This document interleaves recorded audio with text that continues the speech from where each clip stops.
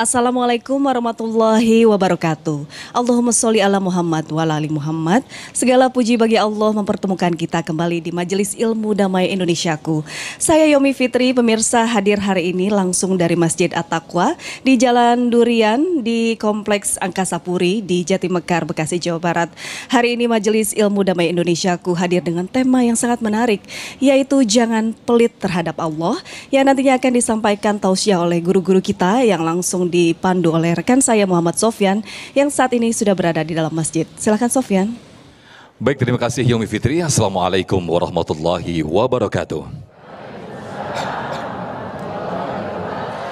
Alhamdulillahirrabbilalamin. Allahumma salli ala Sayyidina Muhammad wa ala ali Sayyidina Muhammad. Senang sekali pemirsa, kita kembali dikumpulkan dalam Majelis Ilmu Damai Indonesiaku. Dan betul apa yang disampaikan oleh rekan saya Yomi Fitri tadi, bahwa tema yang kita angkat pada kesempatan siang hari ini yaitu jangan pelit kepada Allah. Jangan-jangan kita selama ini beribadah terlalu hitung-hitungan kepada Allah. Apakah sesuai dengan balasan yang Allah berikan kepada kita? Padahal nikmat yang diberikan kepada Allah sungguh luar biasa, tak terhitung nikmat yang diberikan kepada hambanya. Untuk itu kita akan bahas bersama-sama yang insya Allah akan dibahas oleh guru-guru kita yang sudah hadir di tengah-tengah kita. Ada Ustadz Kasif Her, kemudian juga Ki Haji Abi Amir Faisal, dan juga Ustazah Maryama. Untuk di segmen satu ini kita akan berbicara dasar terlebih dahulu bagaimana perintah Allah kepada hambanya untuk beribadah, yang akan disampaikan oleh guru kita Ustadz Kasif Her. Pemirsa, inilah Damai Indonesiaku yang dipersembahkan oleh Sarung Wadimor, tentu sarung kita. Selamat mengikuti. Silakan Ustaz.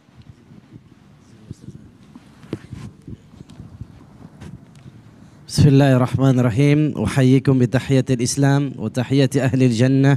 Assalamualaikum warahmatullahi wabarakatuh. Yang jawab salam saya tahun depan berangkat haji.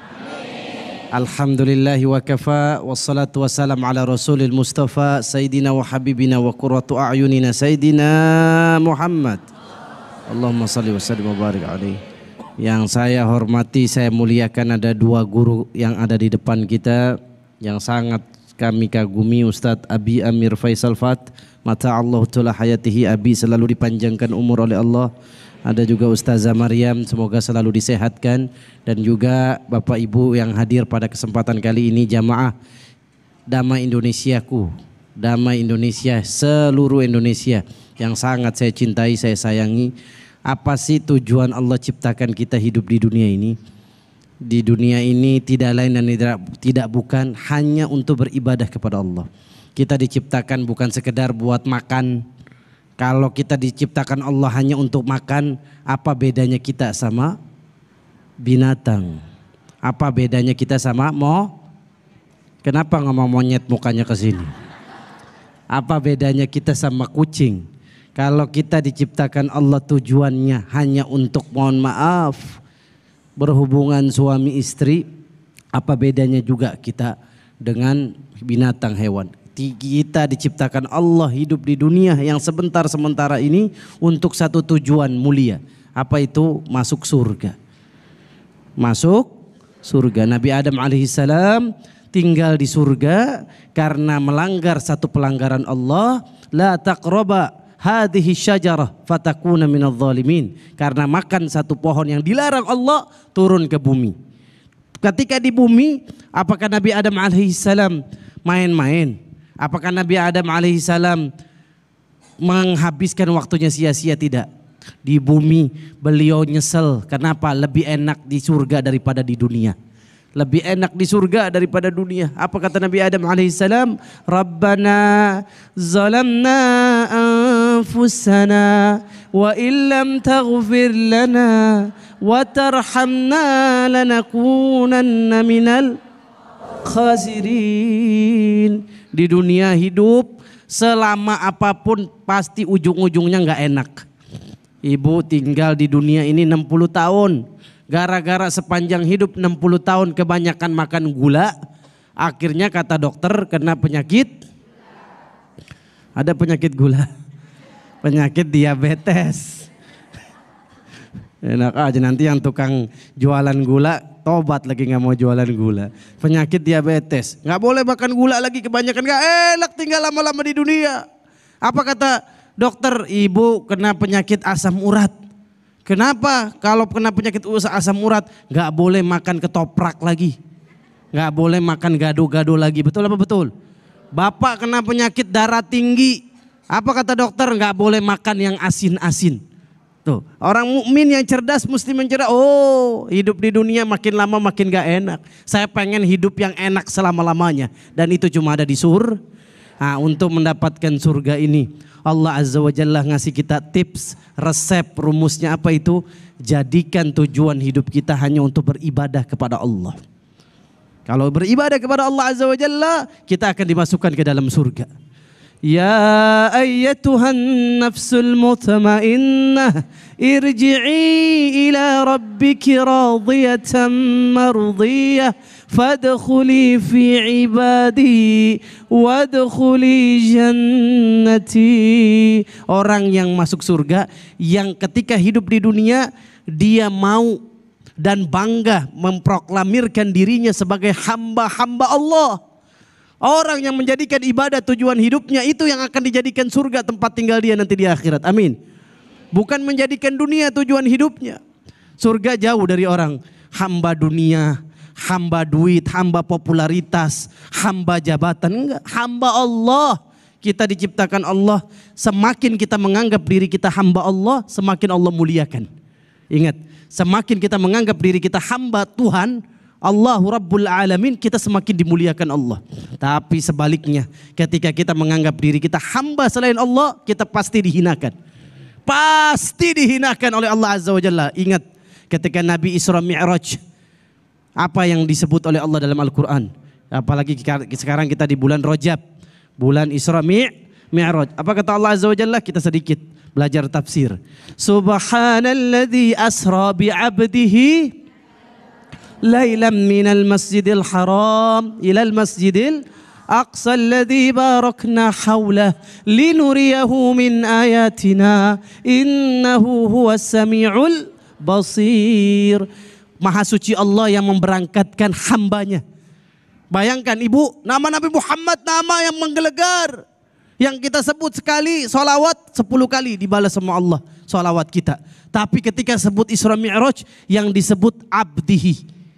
Tujuan hidupnya engkau Muhammad sebagai hambaku. Artinya apa? Allah ingin memberitahu kepada kita, semakin engkau menganggap diri hambaku, semakin engkau ditinggikan kemuliaannya. Makanya yang disebut bukan subhanalladzi asra bi Muhammadin. Bukan disebut nama Muhammad, tapi Allah Azza wa Jalla sebut dengan hambaku. Maha suci Allah yang memberangkatkan Muhammad sebagai hambanya. Ini juga pelajaran buat kita. Semakin kita memposisikan diri hamba Allah, azan, sholat. Hayya ala sholat. Oh, saya hamba Allah. Saya diciptakan Allah untuk beribadah kepada Allah. Bukan buat main-main. Bukan untuk sekedar maksiat. Na'udzubillahi min dzalik. Yang menjauhkan saya dari surga. Bapak ibu yang dimuliakan Allah Azza wa Jalla. Kenapa kita harus beribadah kepada Allah?